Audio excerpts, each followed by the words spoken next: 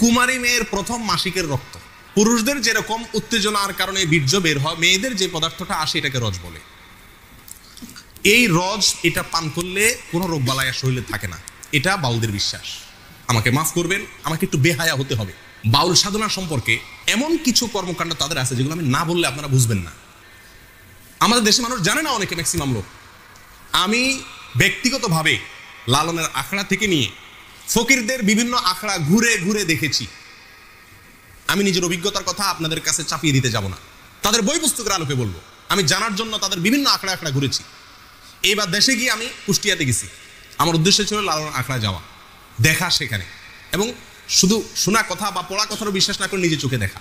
তাদের আখড়া যদি কেউ যেয়ে থাকেন, ফকিরদের তারা তথাকথিত জিকির করে যেগুলাতে, এগুলোতে আপনারা দেখবেন পুরুষের সাথে একজন নারী লাগে, অন্ধকার হইতে হয়, এবং গাঁজা তো প্রয়োজনই হয়, এবং বাকি কি কাজগুলো হয় সেগুলো বই থেকে শুনেন, আমার অভিজ্ঞতা থেকে না শুনে।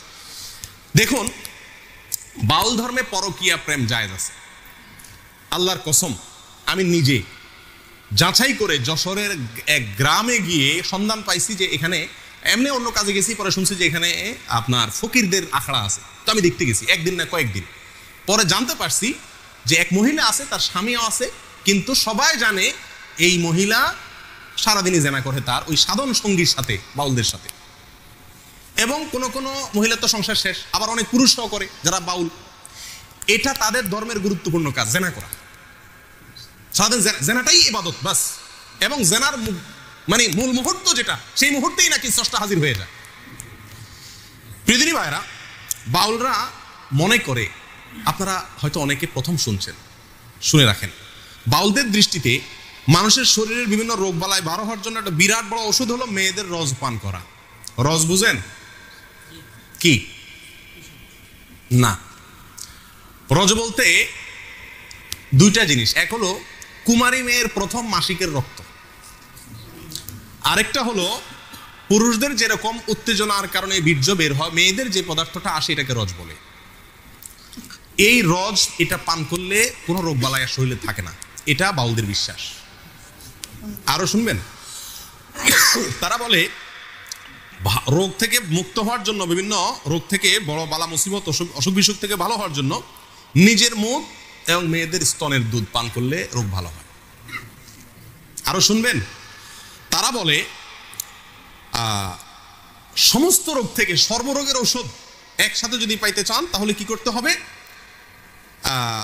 মল, মূত্র, রজ এবং বীর্য, মল, মূত্র, রজ এবং বীর্য, এগুলো সবগুলা মিক্স করে একটা ঔষধ বানায় তারা, নাম হলো প্রেম ভাজা।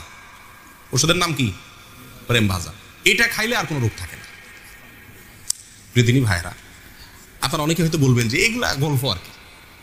আপনি আল্লাহি বাস্তবতা খবর নিয়ে দেখেন, আর খবর নেওয়া দরকার না, আমি আপনাকে বই পুস্তক থেকে বলছি, তাদের বই পুস্তক থেকে, তাদের ধর্মগ্রন্থ থেকে, তাদের ধর্মীয়, তাদের আচার এবং তাদের সংস্কৃতি, কালচার, এই সংক্রান্ত যে সমস্ত বই পুস্তক আমাদের সমাজে প্রতিষ্ঠিত, গ্রহণযোগ্য, অথেন্টিক, এই সমস্ত বই পুস্তকে লেখা আছে।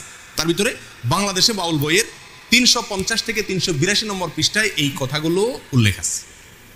কথা বুঝে আসছে ভাই? আমাদের দেশে অনেক মানুষ না জেনে এই ফকিরদের কাছে চিকিৎসার জন্য যায়, ছেলেবেলে অসুখ হলে যায় না, কি ওষুধ দেয় এটা ওই শয়তান জানে, আর শয়তানকে যে এই শয়তানই শিখাইছে সেই শয়তান হয়তো জানে, আল্লাহ সুবহানাহু ওয়া তাআলা জানে, আমরা অনেকে জানিও না। আমাদের দেশের নাস্তিকরা বাউলদেরকে খুব পছন্দ করে, একটা মজার বিষয়। কারা পছন্দ করে? নাস্তিকরা কোনো ধর্মকে পছন্দ করে না, কিন্তু বাউলদেরকে খুব পছন্দ করে। ডক্টর আহমদ শরীফ নাস্তিকদের গুরু, বাউলদের নিয়ে বই লিখছেন এবং বিরাট বিশ্লেষণ করেছেন, তাদের ঐতিহ্য তুলে ধরেছেন। শুধু তাই নয়, বাংলাদেশের যারা নাস্তিক, সেকুলার, এরা সবসময় বাউলদেরকে প্রমোট করে। লালনের আখড়ায় 50 জন গাঁজা খাইছে, এটাকে সমস্ত মিডিয়া বা অনেক মিডিয়াতে খুব ফলাও করে প্রকাশ করে, আজকে লালনের এখানে ওরস হইতেছে, ওরস, গাঁজা খাইছে।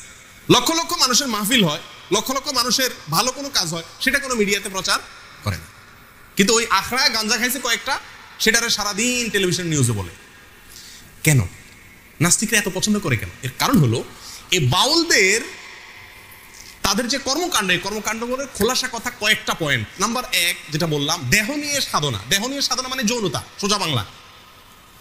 নাম্বার 2, আপনার যত নোংরা, বিষ্ঠা, নাপাক পৃথিবীর কোন ধর্মের মানুষরা যেগুলোকে মনে করে না, হালাল মনে করে না, এই সমস্ত জিনিসগুলোকেও তারা শুধু হালাল আর পাকই না, এগুলা বিরাট ঔষধ মনে করে।